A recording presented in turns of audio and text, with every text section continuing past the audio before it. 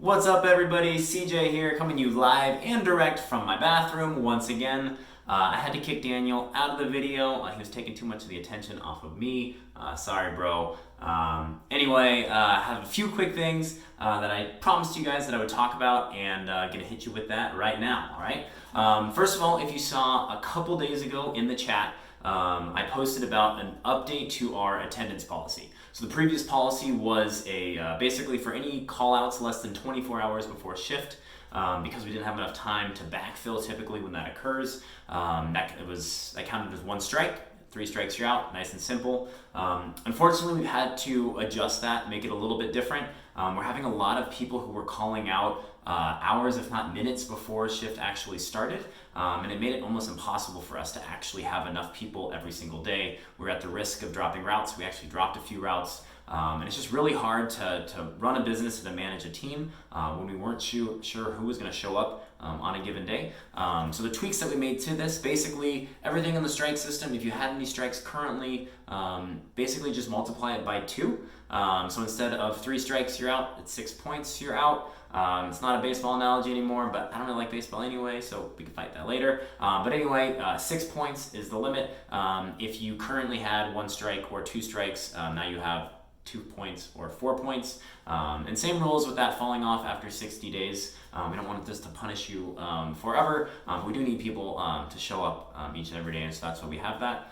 The one thing that is different is that if you call out with less than 24-hour notice, so now instead of 1 strike, that's 2 points, like I said. But if that occurs after 11 p.m., the night before, so after I've gone to bed, basically, I have a strict bedtime at 11, or a same day call out, because those are the ones that were really punishing us. Those are going to be worth 3 points, okay? So that's going to be a little bit more punishing, if you will, than the single strike, because it's just really hurting us having those 10:15, 10:45 call outs. So now if you're calling out same day or that 11 p.m. Or later, essentially, we know stuff happens. It's not a one and done, but it's going to be a 3 points of the total 6 that you have. All right, so that's going live, effective a couple of days ago. Since announcing that, we haven't had any call out same day or anything after like 6 p.m., which greatly appreciate. Yeah, that's what that policy is. Wanted to get that information on a video. All right.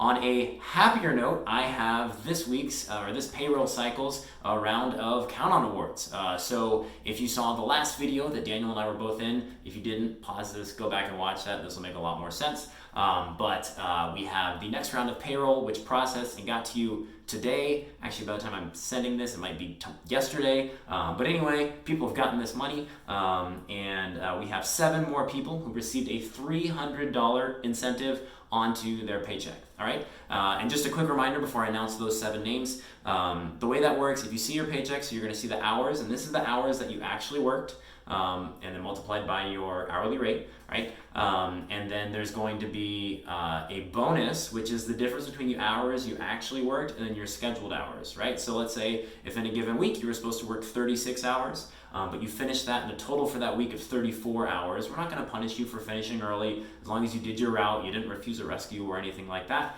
So then we'll give you a bonus for those missing 2 hours, right? So everyone who's not at their 1 year, that's $15 an hour times the 2 hours that were missing, so you're going to see a $30 bonus on there. So you're going to see your hours, you're going to see your bonus. Now, if you see a line that says incentive now, that's where this $300 incentive is coming in. Those are those people that you're seeing right here, all right? So bonus of those getting those hours up to that scheduled amount that we promised to you as a thank you for doing well, finishing on time, as long as you had a 740 or higher FICO, right? We added that in. And then the incentive, count on awards, that's what I'm talking about right now, all right?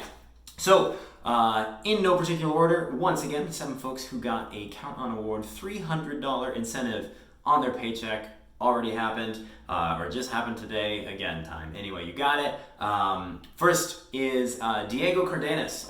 Diego, yes, it is true that he is pretty consistently one of the fastest, if not the fastest, delivery drivers on our team. But the reason that he's being highlighted on this list, got that $300 bump on his paycheck is not just because he's a fast driver, but it's because of how willing and happy he is to do rescues, perform those rescues, and do a great job, deliver well, deliver safely, drive safely while doing that. We actually had a route in this last pay period where someone decided they were done, had to go for the day. We have that. There's emergencies that pop up or people decide that this isn't for them anymore. We had basically an entire route that had not been finished. And normally what we'll do is we'll split that amongst 4 or 5 people in a neighboring area. Diego did almost this entire route by himself. So he did his entire route and then rescued almost this entire route on top of it. Happy to do so. Classic Diego, still got back early. So hey, count on Diego. All right, next up we have Emmy. Emmy is just happy to do whatever we need day in and day out. He doesn't care where he's delivering. He doesn't care what type of van he has, what type of route, how many packages, like all of the things, the little things, the big things that people complain about that bother them, that are a nuisance for certain folks. Not a problem with Emmy. He is always in a good mood, willing to do that. Give him whatever van, whatever route, whatever area, he'll knock it out, deliver well, problem solve to get deliveries to the customer. Honestly, just a great attitude and good at delivering, and we love that. Thank you so much, Emmy. Count on Emmy. All right, next up we have Joni. Joni is someone who is super reliable on our team. I know that every day that Joni is scheduled, Joni is going to be there, has a great attitude, is willing to come in on extra days if we need it. I know this has happened more times than I'd like to admit, but I know in this last pay period especially, it was, hey Joni, can you come in for a half day? Sure, yeah, I can do that. I'm like, oh wait, can you do that a full day? Yeah, I can do that now. Like, oh wait, we only need a half day now, and just like back and forth, and Joni every time, yep, I'll get it done. Just willing to help, willing to do what we need, has a great attitude, communicates really well, lets us know if something's up, if there's something that we can do better, if there's something that we can give feedback to Amazon on. Just a great attitude and a great delivery driver. So hey, count on Joni. Next up, we have Kevin Delta Force Davis. Kevin Davis, one of the original Strike Force members. He refused to call it Strike Force, called himself Delta Force.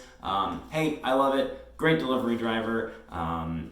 Also one of our faster drivers, and really appreciate his positive attitude and willingness to help others. It's one of those things, he's always in early. He's willing to see where are the routes, where are we going, and when he finishes a route, he says, all right, how can I help? Where do I need to go? Delivers well, and really, really appreciate that. Incentive coming your way. Kevin Davis, count on you. Next up, we have Christine. Christine, if you haven't met Christine, she works on Saturdays and Sundays, one of our part-time folks. And Christine is, I think every single week, always fantastic 850. Like if you just look at her scorecard over time, fantastic, fantastic, fantastic, fantastic. Driving, 850, 850, 850, 850. I actually have no idea what her and Daniel can possibly talk about on Marco Polo. I don't know if he just like starts the video, gives a thumbs up and says you did it again, and then hangs it up. Like, I don't know, but it's like seriously every single week. Christine is just fantastic, 850. And anyone who's met Christine just always has a smile on her face, positive energy, great attitude. If you haven't met Christine because you work on the weekdays, go work a weekend shift one day, meet Christine. Great attitude, great member of the team, someone we can count on. Count on Christine. All right, next up we have Uriel. Uriel is one of the most consistent, reliable people that we have on this team. This last pay period was no exception to that. I know every single day that Uriel's scheduled, he's going to be there. He's going to be ready to rock. He's going to knock out his route. He's probably, if we need it, going to do a rescue as well. Just like super, super reliable, consistent. I don't think there's ever been a time that he's missed a day, or if he had to miss a day, it was like with many, many, many days notice. Let us know when it's going to happen. Daniel and I know if he's on the schedule, there's no chance he's missing that shift. Really appreciate it, and really good at delivering at the same time. That's the perfect person to have on our team. That's someone that we can rely on. That's someone we can count on. Count on $300 extra bucks in your account. Uriel, count on you. Thank you, sir. Last, and certainly not least, we had actually a number of folks who reached out to me giving praise to our different support members, the people who sit behind the desk, helping out, answering questions on the road. We are going to highlight one of those here in this week, and that is Brian Hochstetler. Brian, one of the oldest members on our team, started with us from day one, and was a great driver then, and has turned into someone who spends more time behind the desk now, but has been absolutely amazing at helping that process, helping out Daniel and I, helping out drivers on the road. He takes initiative to, when he sees a problem, to fix it. He updated all of our spreadsheets for how we track rosters and rescues and things like that to help you get on the road more smoothly, and if someone needs help solving that. And he's also someone, Daniel and I have seen it, we heard it from you. If you have a problem, whether you're brand new or you are a veteran and coming across a really complex problem, he will take the time and the detail to solve that problem for you. You know that if you're going to talk to Brian on the phone, he's going to have a solution. He's going to get it done. That's someone that we can count on. All right. So 7 Count On awards went out once again. $2,100 already in the bank account for those folks. Thank you so much. And people that just really deserved it. All right. That's all I have here, I think, on my notes. Yep, great. So as always, have fun. Be safe. I did realize there's a lot of new people who have no idea why I punch the screen at the end of a video. So back before COVID happened, actually we were allowed to high five and be within 6 feet of people. And so what Daniel and I always did at loadout is we would give fist bumps to people, and the OGs on the team will remember that. But we would say have fun, be safe, and fist bump on the way out. Can't do that anymore with social distancing rules, but we can still do it in the videos.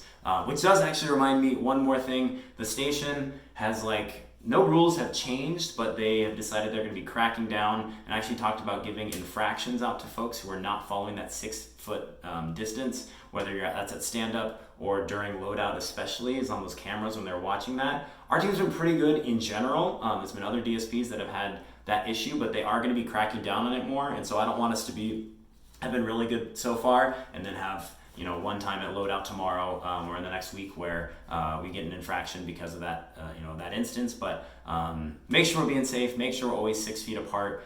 Do what you can to kind of keep a bubble around you so that we can be safe out there and not have any of those silly infractions coming from the building when we're being safe and everything else that we do. All right, that's it for real now. All right, bye.